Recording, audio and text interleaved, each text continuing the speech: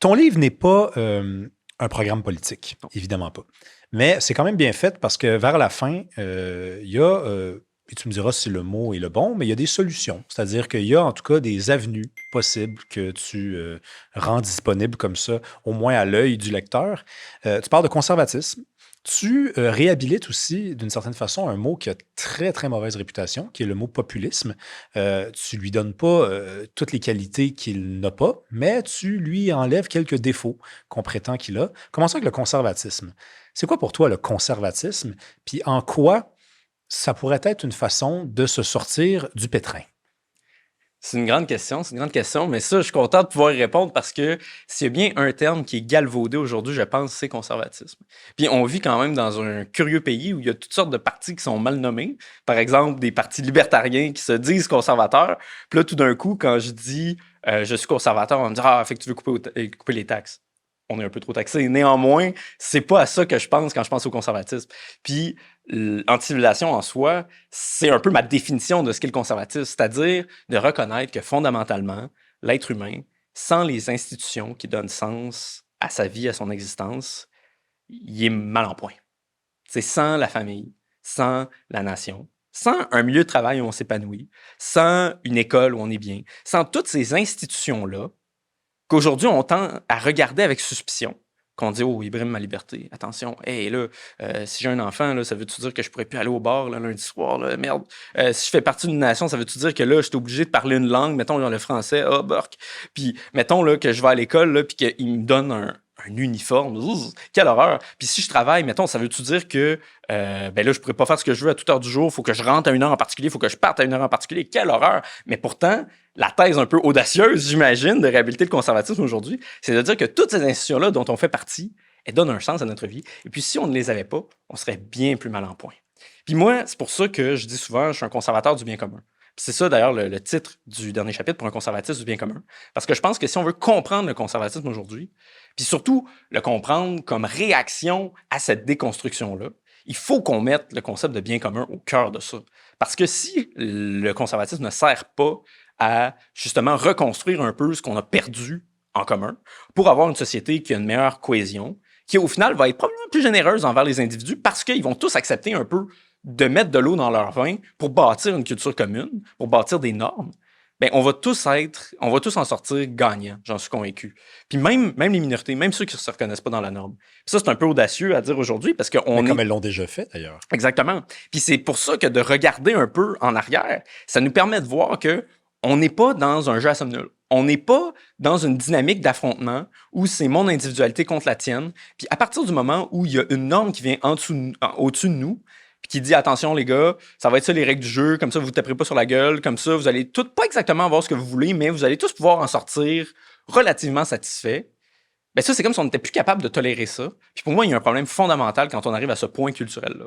Fait que oui, effectivement, il faut essayer de reconstruire ces institutions-là qui nous dépassent et dans lesquelles, au final, on finit toujours par arriver à quelque chose de mieux parce qu'elles sont plus grandes que la somme de leurs parties. Mais à partir du moment où on pense juste la société, on pense juste les institutions comme une espèce de concours entre des individualités, puis qu'il n'y a rien qui est plus grand que la somme de ces parties, qu'on perd tous au jeu, si je fais quelque chose pour toi, je perds quelque chose, ben ça peut pas fonctionner, en fait. Là. Pourquoi le conservatisme a si mauvaise réputation? Parce que je t'écoute m'en faire la définition, puis je me dis, en t'écoutant, que c'est peut-être la seule façon de voir le monde qui n'est pas une utopie, dans la mesure où le libéralisme poussé à l'extrême, c'est la table rase. Et il y a rien de réaliste là-dedans. La déconstruction, c'est le mot que tu as utilisé beaucoup de fois tantôt. La déconstruction, c'est la table rase. C'est de dire il n'y a rien avant qui valait la peine, alors on va... Et ça, l'individu ne se reconnaît pas là-dedans. Pourtant, l'individu, lorsqu'il entend en moyenne le mot conservatisme, il grince des dents. Tu te dis, c'est parce que des fois, on ne l'associe pas bien aux forces en présence. Hein. Le Parti conservateur du Québec, par exemple. Très libertarien, peu conservateur. Ben c'est ça. C'est-à-dire que moi, j'ai déjà reçu Éric Duhem ici, puis on parlait de conservatisme, puis c'était pas mon conservatisme. Et je pense, modestement, que mon conservatisme était plus proche du conservatisme tel qu'il est entendu par la philosophie conservatrice. Tu sais. Donc... pourquoi alors, est-ce que c'est parce qu'il y a des porte-paroles qui sont pas assez clairs quand on parle de conservatisme? Est-ce que le conservatisme, tu as toi-même utilisé le mot réaction? Est-ce que c'est parce qu'il y a quelque chose de réactionnaire dans le conservatisme? Tu vois, tu voulais parler de populisme, on a parlé d'élitisme tout à l'heure. On va parler de Je pense populisme. que la raison pour laquelle le conservatisme a mauvaise presse, c'est parce que les gens qui écrivent la presse sont les gens les moins conservateurs. Puis c'est normal. C'est pas une pique que je fais. Puis ça, d'ailleurs, c'est un penseur américain que j'aime beaucoup qui s'appelle Patrick Deneen qui dit pourquoi je parle d'un conservatisme du bien commun? C'est parce que les communs, les gens qui n'ont pas accès au micro qu'on a en face de nous en ce moment, les gens qui, justement, sont pas allés dans les grandes écoles, les gens qui vont faire le salaire moyen, ben, c'est l'élément le plus conservateur d'une société. Pourquoi?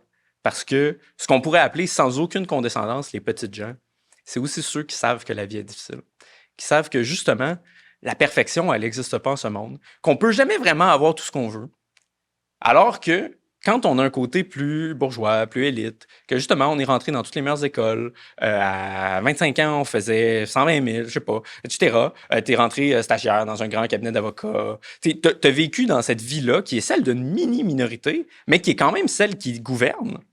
Pour des raisons qui sont pas forcément mauvaises. Moi, je suis pas contre le fait que ce soit les gens qui ont certaines compétences analytiques, etc., qui soient dans les postes de pouvoir. Néanmoins, je pense qu'il devrait avoir l'humilité de reconnaître qu'ils devraient gouverner pour plus qu'eux-mêmes. Parce que si on a un 30 une espèce d'élite qui est allée à l'université, etc., qui gouverne complètement les 70 qui vivent une réalité complètement autre aujourd'hui, C'est là, qui il n'ont est là pas le la même vrai vision du élitisme. monde, ben exactement, il est là le vrai élitisme. Puis c'est sûr que quand tu n'as pas connu des grandes difficultés, quand, ben justement, quand tes parents ont toujours été ensemble, quand tu as toujours tout réussi dans la vie, tu as rentré premier coup, tu as passé le barreau, bang, de même. Là, je parle comme si j'étais avocat, je ne sais pas du tout. Là. Mais c'est Pas sûr qu'à ce encore. moment-là, tu peux te dire, ben, effectivement, ben oui, voyons donc, c'est quoi cette idée-là de penser que la nature humaine n'est pas parfaite? Moi, ma vie a toujours été parfaite, tout va bien, c'est quoi le problème? Fait que je pense qu'il y a ce réflexe-là aussi qui explique que cette vision-là, un peu plus terre à terre, qui est celle du conservatisme bien compris, elle peut pas vraiment percoler chez ceux qui ont jamais connu le genre d'adversité que le conservatisme postule est au cœur de la nature humaine. T'sais. Alors, je voulais qu'on parle de populisme. Ça aussi, c'est un mot qui a honnêtement très mauvaise réputation. Puis je pense que, au même titre que le conservatisme, c'est assez rare qu'on rencontre des gens qui ont la même définition, finalement, de ce terme-là, qui est sorti de chacune de nos bouches pourtant. On a tous utilisé le mot populisme ou populiste depuis 3 ans, puis je suis pas sûr qu'on a la même définition. Euh, Moi, ma définition, puis tu me diras si tu approuves celle-là, c'est l'idée qu'on doive se méfier des institutions. Moi, pour moi, c'est ça le populisme. Quand quelqu'un est populiste, c'est quelqu'un qui ne croit pas tout ce qu'on lui dit. C'est quelqu'un qui interroge, pour des bonnes ou des Mm. mauvaises raisons, les institutions. Toi, tu nous parles dans ce livre-là de l'importance des institutions. Tu nous dis les institutions, elles ne sont pas apparues par hasard. Elles sont apparues parce qu'elles ont été créées par des gens qui partageaient les mêmes mœurs. On reprend la formule de Norbert Elias. Est-ce que le populisme est compatible avec un respect des institutions? Encore une fois, formidable question. Ce que tu as décrit tantôt comme étant la méfiance envers les institutions, moi, dans mon livre, puis quand je parle régulièrement, j'appelle ça un peu le contrarianisme. T'sais. Parce que, à mon sens, justement, cette méfiance-là, qui est un symptôme, à mon avis, de la déconstruction, puis du fait que les élites fonctionnent plus et les institutions ne fonctionnent plus pour certaines personnes parce qu'elles sont dirigées par des gens qui n'ont pas le souci, justement, du bien commun, ça suscite la méfiance, à juste titre. Néanmoins, moi, quand je parle de populisme, grosso modo, c'est ceux qui défendent la loi de la majorité, qui pensent que les normes qui sont encore celles généralement établies, héritées, bien qu'un peu déconstruites, doivent être défendues. Puis c'est quelque chose que je pense que la plupart des populistes ont en commun. Par exemple, au Québec, on pourrait dire d'être davantage du côté de l'Assemblée nationale contre le gouvernement des juges, surtout à Ottawa. C'est une posture qui est populiste. C'est aussi une posture qui est démocratique. Alors, la plupart du temps, populisme et démocratie vont assez bien ensemble, là, bien qu'il y en a certains élitistes qui aimeraient nous faire croire que le populisme et la démocratie sont aux antipodes. Plus souvent qu'autrement, celui qui va dire « Ouais, écoute donc, la majorité, on peut dire qu'il est populiste, certainement, mais on peut pas dire qu'il n'est pas démocrate. » Il y a beaucoup de populistes qui gagnent des élections. Hein? Exactement. La plupart du temps, ils sont meilleurs aux élections que pour faire nommer des juges ou pour faire nommer des profs d'université, etc. Hein. Il y a comme... Puis c'est là qu'on voit un peu la contradiction, en fait, entre le fait qu'il y a un message qui est populaire par la force des choses s'il gagne des élections, qui réussit pas à percoler dans certaines institutions qui, pourtant, gouvernent la société, directement ou indirectement, ben c'est là qu'il y a un peu une adéquation. Puis le populisme, au sens de, disons, accent radical mis sur la démocratie, il se nourrit du fait que les idées populaires, que ce sens commun-là, n'est pas représentés adéquatement dans les institutions auxquelles les gens ordinaires sont confrontés au quotidien, là.